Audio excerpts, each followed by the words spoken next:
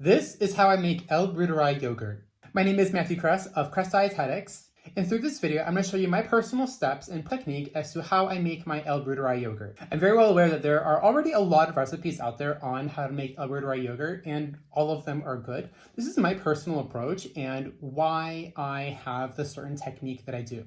Throughout this video, I'm going to explain my reasoning for each individual step, and I'll provide resources in the description below if you want to learn more, or link videos that explain my thoughts or my reasoning in greater detail. So without further ado, let's get started. So for our ingredients, I'm going to do a 1.5 liter L-Reuteri yogurt recipe. This is going to be a starter base, so you are going to need capsules. In another video, I'll explain how to continue on an already established L-Reuteri yogurt strain. So you will need about 2 capsules of the BioGaia L-Reuteri probiotic, and crush them up, and you can use a mortar and pestle, you can use the blunt end of a kitchen knife, you can use a rolling pin in a bag. They just need to be crushed up so that the bacteria that are inside can be released into our milk medium. You're also going to need whole milk, and you're going to need, well, I personally recommend milk powder. In the equipment section, you're going to need regular yogurt making stuff, which is a sauce pot, a whisk, a thermometer, jars to incubate in, and I like to use a bucket to create a water bath so that my yogurt has a very stable temperature to ferment in. I do use my oven as a incubation chamber. If you have other incubation chambers that work, they just need to be within the respected temperature preferred range for the L-Reuteri strain. L-Reuteri does prefer a body temperature, which is why it's in the gut. The gut is 37 degrees Celsius, 98.6 degrees Fahrenheit, prefers body temp. And so the water bath, I'm going to make it what we'll call lukewarm, but it's going to be body temp. And so you'll use your thermometer to make that reading. But L-Reuteri does survive up to, I think it's 42 degrees Celsius, which is about 108 degrees Fahrenheit. Past that point, you start getting too hot. It starts to get to be like a sauna for the bacteria, and they won't survive as well. So there is a little bit of wiggle room, and you don't need to be absolutely super detail-oriented on that. Body temp, all the way up to about 105 degrees Fahrenheit. All right, let's get started. All right, so welcome to my little French kitchen. I just have a small stock pot with 1.5 liters, 3 cups of milk, whole milk, heating up on the stove. I'm going to just kind of leave my whisk in, and this is my this is my routine when I make yogurt. And I will just take my little thermometer and I will stick it right there in between the tines, and I'll just let this sit. Something really important, let's talk about the milk heating process. So some of you may be thinking, but Matthew, my milk has been pasteurized and I don't need to do this technically. If my milk is pasteurized, there's nothing left in my milk. No, that's not why we're heating this milk up. That is completely false. The reason why, the number one priority behind why we are heating up this milk is to denature the whey protein so that the casein can act almost independently and make an acidified yogurt protein matrix. Technically, when you buy milk in the refrigerated section, it has been pasteurized. Unless if you have access to raw milk, it has not been heat treated at all. Pasteurization happens at about 160 degrees Fahrenheit for 15 seconds. Whey protein in milk needs to denature at 180 degrees Fahrenheit for 10 to 20 minutes. Pasteurization is not enough to denature the whey protein in order for you to have a successful yogurt end product. This concept holds true for all yogurts, traditional yogurt, probiotic yogurt, and in today's example, L-Reuteri yogurt. You must do this step. However, this video is not about the technique, the in-depth deep dive technique of denaturing whey protein. That should be another video all on its own for those who are interested, but for those who just want to do a successful L-Reuteri yogurt, all you need to know is that you have to heat the milk to 180 degrees Fahrenheit, and you have to have it stay at that temperature for at least 10 to 20 minutes. You can also, if you don't want to babysit this on the stovetop, you can do this in the oven. Set your oven temperature to 190 degrees Fahrenheit, and let it bring this, put it in cold, let it come all the way up to heat, put a yogurt thermometer in there or any kind of like probe thermometer in there and just watch it. And when it hits 180, let it sit for 20 minutes and you will be good. It's the exact same thing. All right, so while we wait for this to heat up, I am going to open up my probiotics. This is a new batch. This is what it looks like. For those who are unaware, who are getting started. So I usually like to do 1 tablet per cup. I have 3 cups, so 3 tablets. Keep stirring, keep stirring. Okay, so I'm going to show you what I'm doing. Please be mindful. We're doing basically like a lab experiment in a home kitchen. And so we want to reduce the amount of contamination factors. I'm going to take, clean parchment paper. And because my mortar and pestle is going to have a lot of other like herbs in it. And so just to be mindful, and I know some people don't like plastic.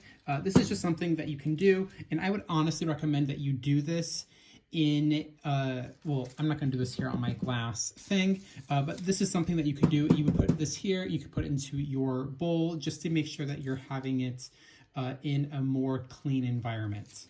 All right, so you can tell I've already crushed one, but this is honestly really easy. Just take something really heavy and just... All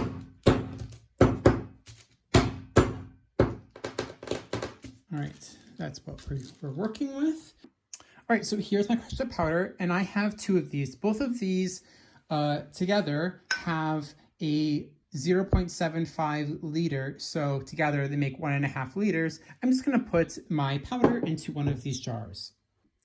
All right, so now that I have my crushed up tablets in here, into my jar, I'm going to take the powder and I'm going to coat the sides of my jar.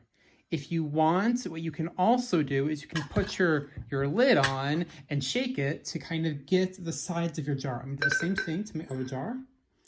And all I'm doing is I am optimizing the environment for my bacteria to properly incubate and create a good culture. With this dusting that you're seeing over here, you're gonna get some amount of bacteria within that powder that is waiting to be activated. What we're doing here is we are creating a more successful type of L. reuteri yogurt. All right, so it looks like I have hit, oop, I'm way past. Let's cut this. No problem. Yes, this is foamy. No problem, it's just air. And so now what I'm going to do, I cut the heat because this was getting too hot and it doesn't need to cool down. It just needs to stay hot at this temperature for 10 to 20 minutes. And so now what I'm going to do, let's do 15. And I am going to monitor this temperature to make sure that it stays hot enough. So what I'm going to do is I'm going to put a lid on this and I'm going to put it in my oven with the oven light on. The oven is a heat retaining machine. You want the heat maintained, and so in 15 minutes, I'll be good. All right, so lid on and into the oven I go. All right, so this is an optional step. If you want to make sure that your milk stays hot longer in the oven and you want to make sure that it doesn't go down below the temperature range, you can just get a water bucket, and we'll be using this later anyway, and you can fill it up with tap hot water. It'll be hot enough to retain more heat.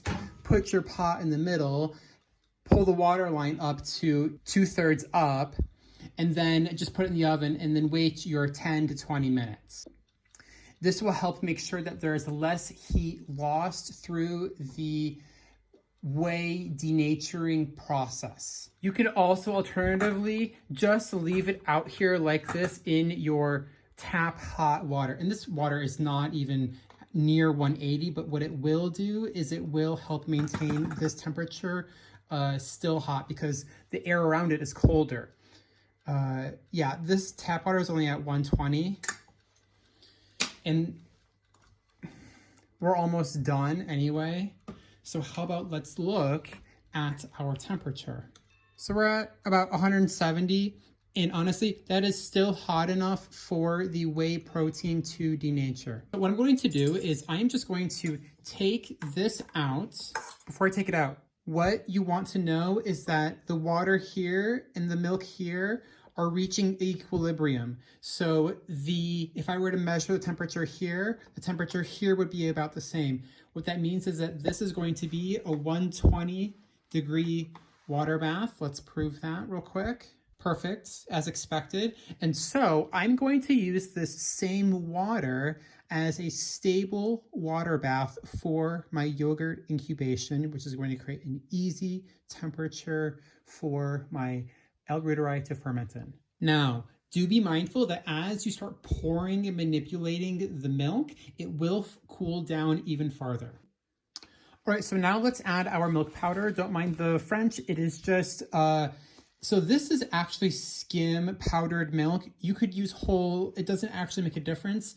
It's just going to give more casein for the milk to use to help you with the final end texture. So I have about 1.5 liters in here. And for every half liter, for every about 1 cup, I'm going to do about 1 tablespoon of milk powder.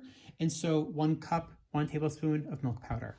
And because I have 3, there are 4 tablespoons in a 1/4 cup. I'm just going to eyeball it, and I'm just going to not fill this thing up entirely. Oh, that looks about right. This part is not that important for you to be precise in. This is for you to use your eyes and have an estimation. And so now I'm just going to stir this in, and this should help us with our texture in the end product.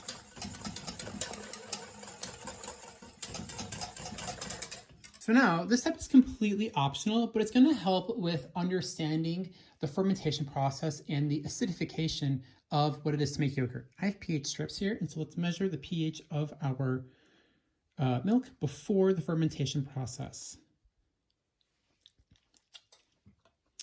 And so it looks like we should be at around, so the green part is what we're going to look at, and it looks like we're at about maybe a 5.5. So it looks like we are at about the 5.0 range. We're looking at this section right here. It looks like we're at about a 5. All right, so now let's make our milk slurry. Our 110 milk, we're gonna pour a little bit in. That is way enough. Now we're gonna mix it.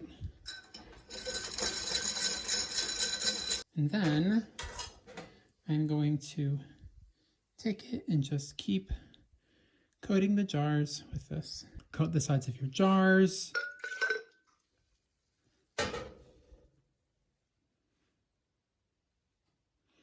All right, so this looks pretty good. And it looks like, and if I have any types of like bits and pieces left over, that's perfectly fine. It'll dissolve. And those are more of the solid sections of the probiotic, not the actual bacteria.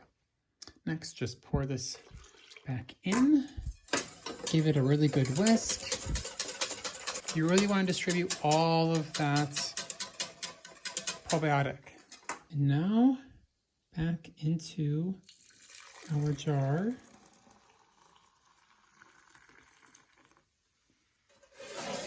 One.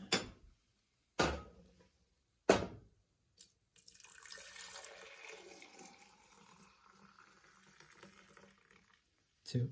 Perfect. Let's take the temp. This temp is actually, it might actually be a little bit low from the amount of pouring I did back and forth, which is perfectly fine. Oh, we're still at 100. We're perfectly fine right here. You know, I say 98.6 for body temp, but 100 degrees is perfect for this actual one. Just round up, it's the same thing. Now we're going to put our lids on, and I am not going to screw this down tight.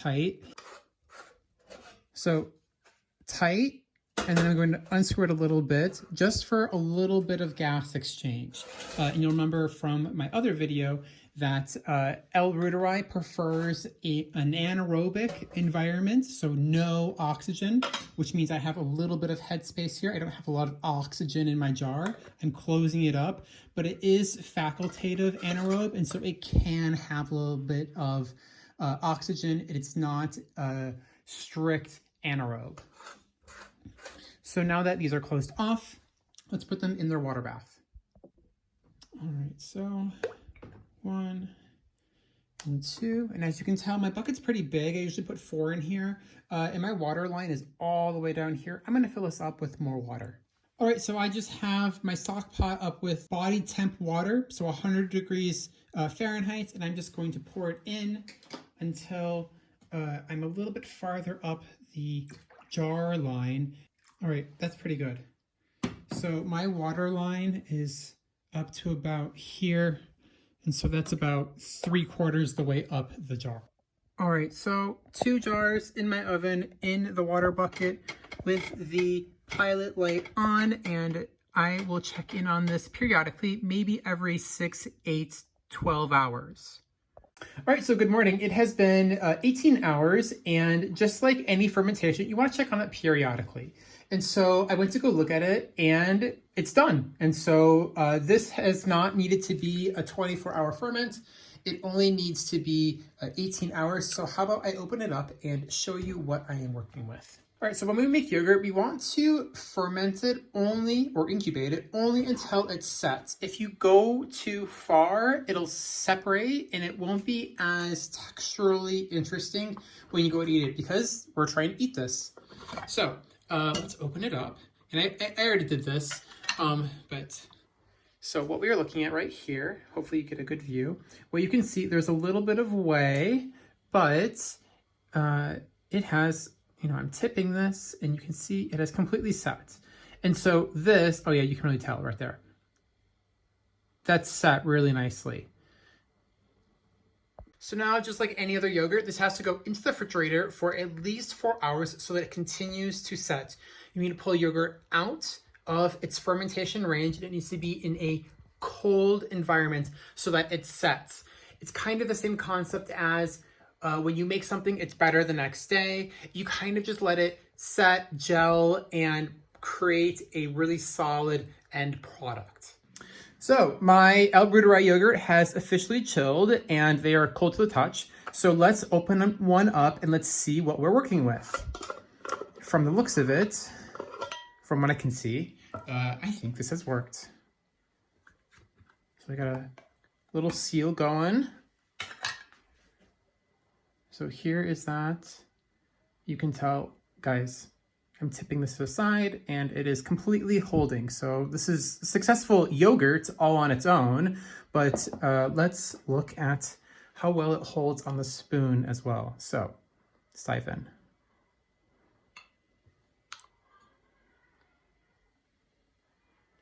Perfect. Perfect, perfect, perfect.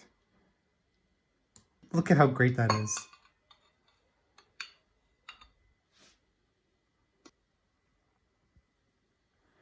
And so I have a nice creamy texture, and if I were to go and smell this, it smells yogurty, and the yogurty smell is, you know, what fermented milk smells like. So we've done a good job here. Now, of course, with El Bruderai yogurt, if this is a new probiotic for you, you want to start with a very little bit at the very beginning. But in any case, this is a success. Now let's test the pH of what we are working with. Oh, there's a lot of cream in here, so it looks like we're at about a 4.5 in pH. 5.0. This is too blue right here, and this lines up pretty nicely. If I go down to a 4.0, that gets a little bit too mossy green. It looks like we're at a true 4.5. And 4.5 is a fantastic pH number for all types of yogurt. The sign that 4.5 has been achieved is another sign of a successful yogurt ferment. Now, this is super important. Don't forget to do this. You must freeze a batch of your successful yogurt. When you have a success here, you really should do your due diligence to make sure that you can, if you have a mistake later on, you have a reference point of a successful batch. You can go into your freezer and you can reactivate, use a culture from your freezer batch.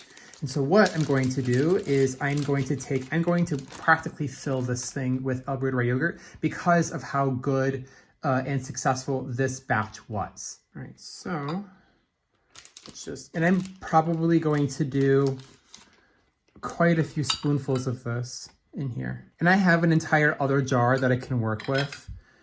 This is just, all this is, I'm doing insurance. I'm making sure that I have access to my successful batch. And when I freeze this, I'll lay this flat and I will make a divot in there so that I can have portions. Lay this flat, kind of get the air out a little bit.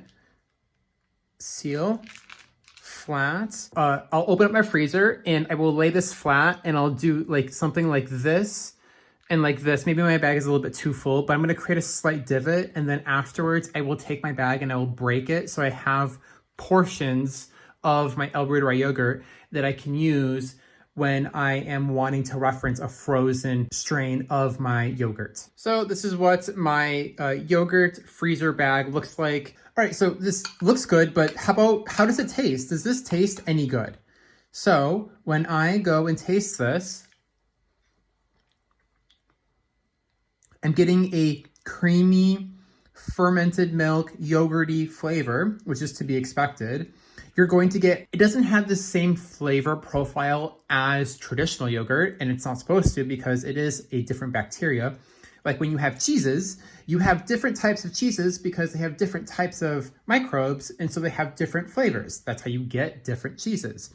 Same concept, you have a different type of a bacteria. From traditional yogurt, you have El Bruderai yogurt, and so it's gonna have a different kind of flavor profile. It's still going to be yogurty in texture and have the same type of nuance in yogurt, but is it going to taste exactly like traditional yogurt? Probably not. But what we are knowing here is that because we have a successful 4.5 in pH, we have a successful yogurt matrix. This looks like yogurt. We can say with certainty that this looks like it has been a successful ferment and a good job making El Bruderai yogurts. In any case, yes, this is a different flavor profile from traditional yogurt, but I could eat like bowls of this. This stuff is really good. I really enjoy this. All right, so that was my method on how I make El Bruderai yogurt from BioGaia probiotics. If you'd like to learn more about why I use this recipe and technique, please check out my video on how to culture a probiotic at home.